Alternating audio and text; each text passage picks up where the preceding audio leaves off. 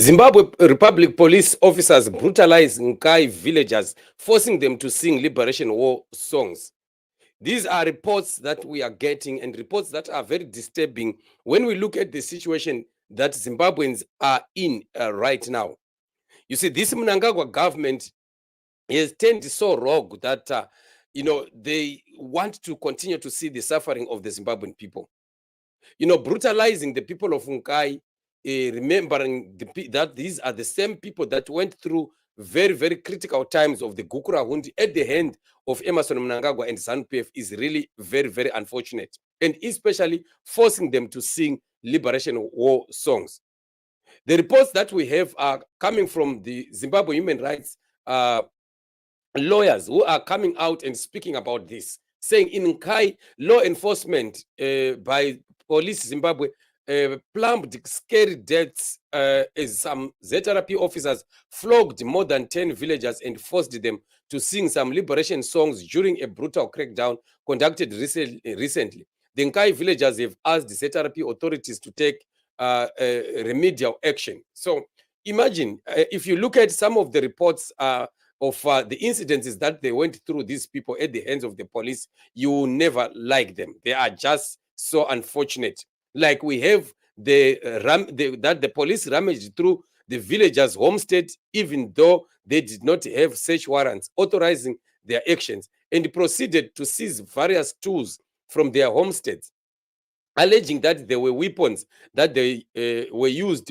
by the villagers in committing some criminal activities. They also go on to say they apprehended and taken to a police located at Kana Mission. The villagers Mhlanga and Dube said were not given an opportunity to wear their shoes or warm clothing, and neither were they informed of their rights at the time of being apprehended. The ZRP officers repeatedly threatened to make an example of the villagers in order to deter Ndebele thieves from crossing into Shona territory, and were once again subjected to further physical abuse and forced to sing more liberation songs. At the police base, the villagers were made to sleep on concrete floors without the provision of blankets and with no ablution facilities, with men being handcuffed to each other. The villagers were all released on 15 July after being ordered to pay $30 each person by a police officer who only identified himself as Dube. All right. So the report goes on and on and on. And, this is very unfortunate, very, very sad development that we continue to see Mnangagwa turning the country into a lawless country. ZANU-PF is really destroyed the law in the country. They've destroyed the human rights in the country. They've destroyed the constitution of Zimbabwe, and because of that, even those that are police officers are now taking things the law into their hands, as if they are an authority unto themselves. Today, it is known that when you are a police officer, you can just do whatever that you can do to a civilian and nothing happens to you because they will be protected by the ZANU-PF courts.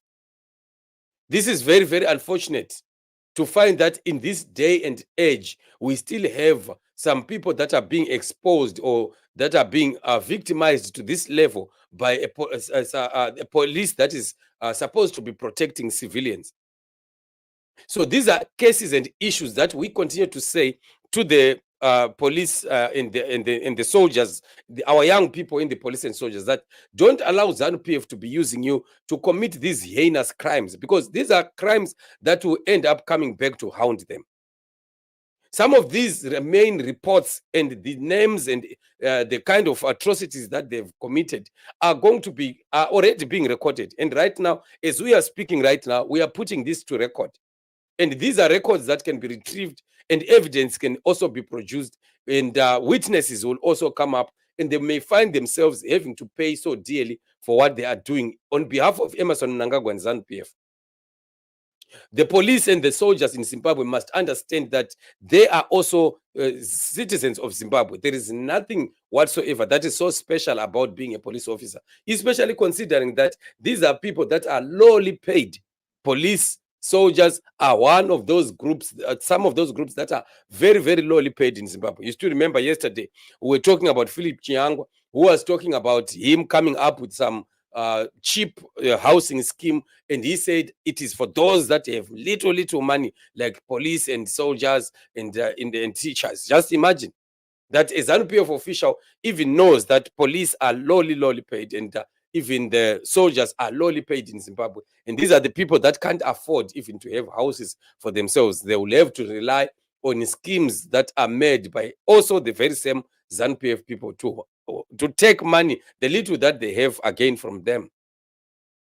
I don't know what it is really that is so wrong that we find that police officers, especially when we look at this time and age, you can't be telling us that those police officers are war veterans. I would expect that if they were those war veterans who were of the old, they could be doing that. But now it's very impossible to find a real war veteran who fought the war who can still be a police officer, especially in the lower ranks. It can't happen. Maybe in the upper ranks, yes, but in the lower ranks, I don't think that is still possible. Police officers, they quickly retire at 20 years, 25 years of service, they are gone. And if you calculate from 1980, somebody joining the police in 1980, they are retiring right now. So what in 2000, I mean to say, not 1980, in 2000 they are supposed to be retiring right now, right away. So looking at such a kind of a scenario, you'd realize that our young people in the police force and in the military, they continue to be cheated by ZANU-PF and brainwashed by ZANU-PF to think that ZANU-PF is going to be living forever. Yet ZANU-PF is not going to stay forever. ZANU-PF is on its way out already. As we are speaking right now, ZANU-PF is left with just but some few months before they can be out. So for those people that want to continue to commit crime in the name of ZANU-PF, we are very sorry that a time is coming where they are going to pay so dearly.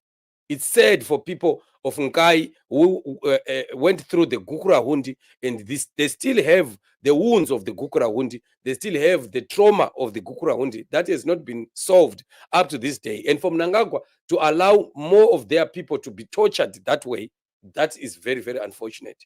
It's very unfortunate, and it's never good for Zimbabwe. Such kind of reports are never good for the country. That's why the country remains in the state that it is today. It is because we continue to have these rogue leaders, people that are lawless, running the country. And our country is not going anywhere. It's very sad and unfortunate. And I want to continue to say, let villagers, wherever they are, people that in the rural areas or growth points or in the mining sector or in the farms, record things that are being done by these ZANU-PF people. Take videos, take pictures, take names, and note down. We are going to make sure that these people shall pay dearly.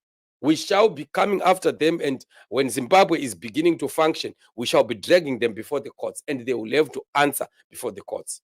So this is what is happening. Very painful situation that we have seen, and they are happening in Nkayi, and quite very unfortunate. And as usual, there is nothing that is going to happen. This story will just die a natural death, and it is over, and life goes on. But unfortunately, for those people that have committed crimes, we can still promise them that don't think that it is over. It can be over today because Mnangagwa covers up for you, but it's not yet over when the new Great Zimbabwe is in place. So this is what it is, family. Very sad development happening in the country. We really need to continue to push and to pray that the Lord brings the change that we are waiting for and believing for Zimbabwe.